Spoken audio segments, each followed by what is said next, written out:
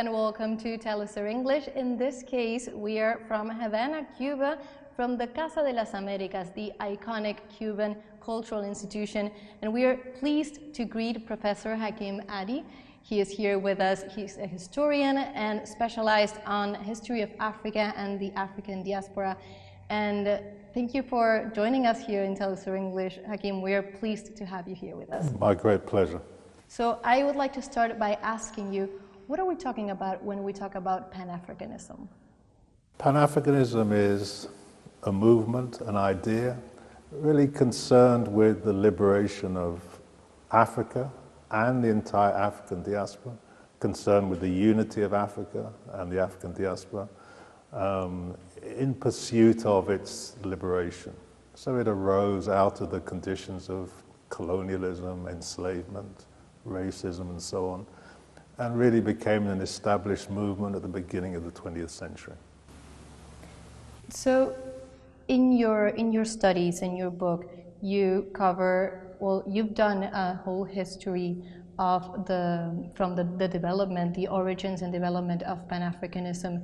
And I would like to ask you about the particular significance that the countries in this region, from the Caribbean and also other regions from South America, like Brazil, for example.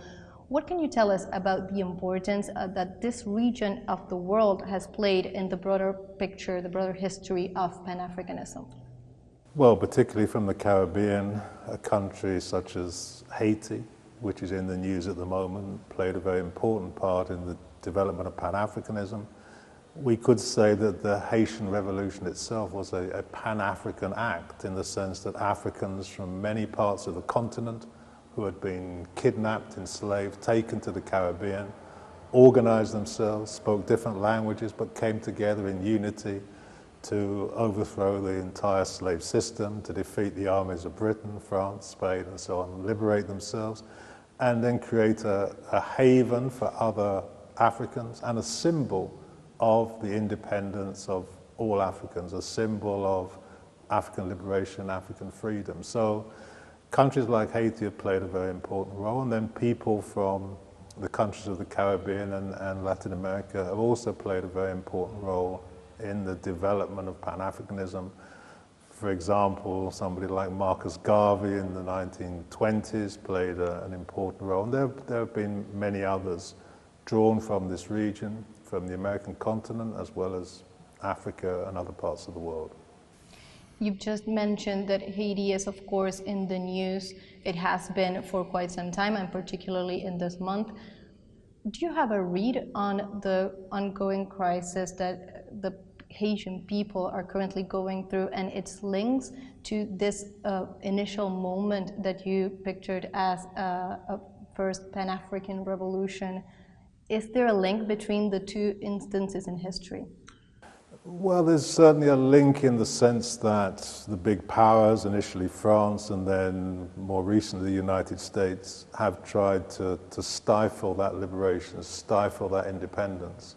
And many of Haiti's problems today are the direct result of the intervention of, we can say, US imperialism, as well as the other big powers, France, Canada, and others, who have created the very conditions which exist in Haiti today, and having created the conditions, then say that they wish to intervene to change those conditions. But the essence is that they've created the problem and cannot solve it, and it should be left for the people of Haiti, with their friends, of course, to solve the problems that are facing Haiti today. And Professor Hakim, one of your areas of study has also been the link between Pan-Africanism and communism. I wanted to ask you about that link. First of all, about your desire to explore that relationship between the two. What drew you to that link? Well, often things have been presented in such a way that it would appear that there is a division or a difference between these two movements. But Pan-Africanism is concerned with the unity and liberation of Africa and its diaspora. Communism is concerned with the liberation of the workers, the toilers of all countries. And so there's a clear interconnection between the two. And particularly in the early 20th century, when many people from the African diaspora in the US and the Caribbean, as well as in Africa, were looking to find ways of affecting their liberation, they were greatly inspired by the communist movement, and particularly by the events that had taken place in Russia, then the Soviet Union. They said to themselves, if the people of Russia, the ordinary workers and farmers of Russia, can liberate themselves, then this has got to be a good thing for us, and perhaps we can liberate ourselves by following a similar example.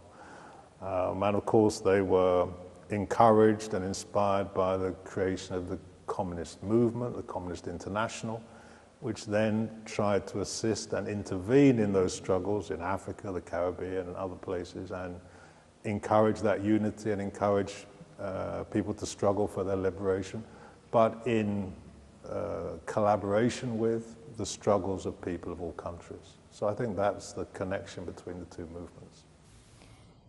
And do you believe that, can we think Pan-Africanism as being inherently anti-imperialist, or are there different ways of approaching, or have there been different ways of approaching the idea of Pan-Africanism?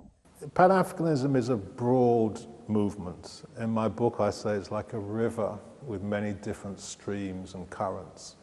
Broadly speaking, yes, we could say it is a movement opposed to colonialism, opposed to racism, opposed to imperialism. But, of course, some people, some organizations take slightly different routes to that liberation, slower routes, we could say.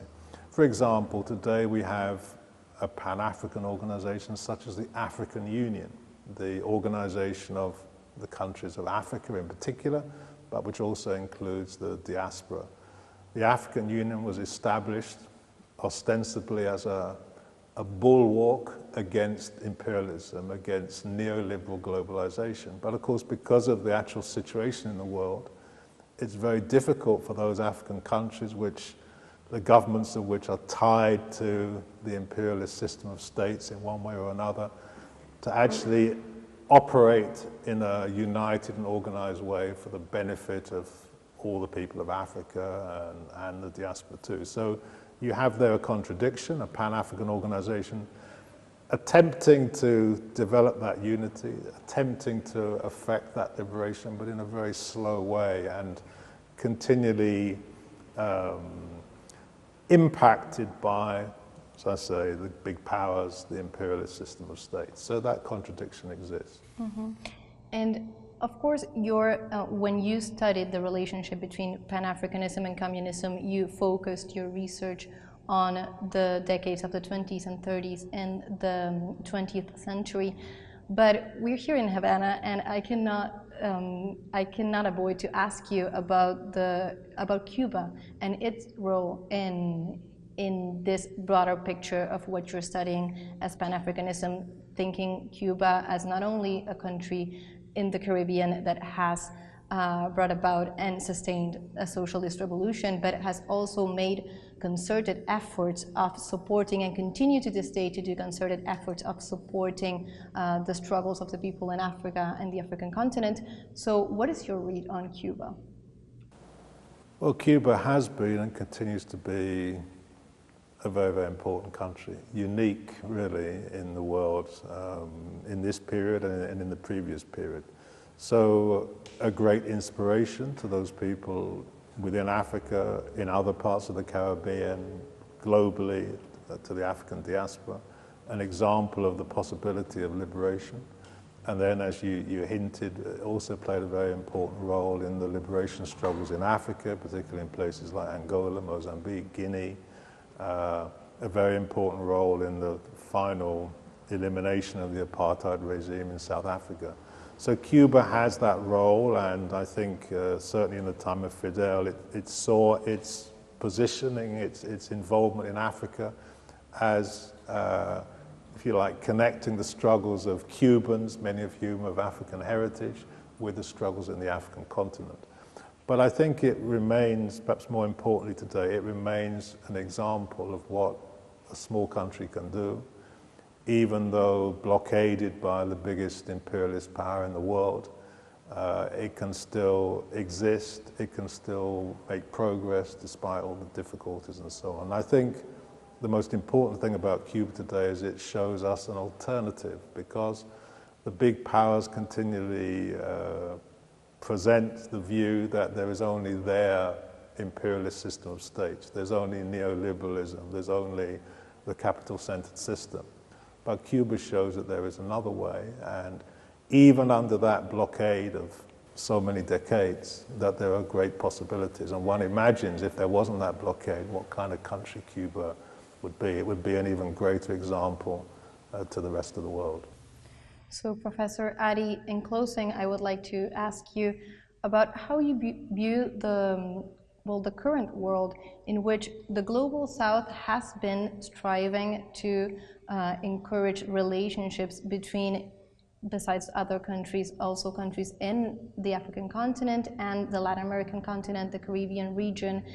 For example, here in Havana last year was the G77 and China summit, in which many African leaders participated and talked about the importance of relations between Latin America, Caribbean, and the African continent. How do you view this possible connection, this present for the Global South, in the view of what we've been talking about so far? Potentially it's very important. In fact, the first time I came to Cuba was for a G77 meeting. I remember it very well. Fidel spoke and gave this, what can you say, very inspiring speech about the world being like a ship. And essentially he said in that analogy, unless the peoples of the world came together and took over the ship, it would sail into an iceberg.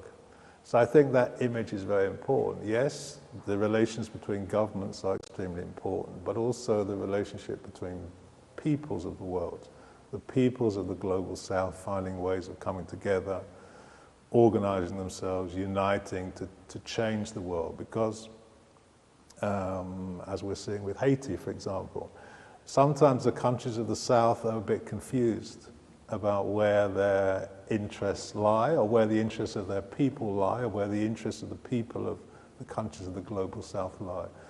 So the involvement of the people, unleashing that, the human factor, you could say, is so important. And finding ways of doing that, which countries like Cuba or Venezuela or Brazil or Colombia or others can play a very important role, but as I say, always utilizing the strength, the unity, the possibilities of the people themselves to change the situation. I think that's the key thing.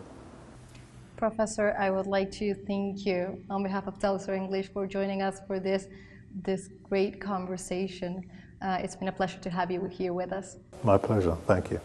And like this, we come to a close on this great conversation with Professor Adi, and we stay here with TeleSUR English. Stay with us.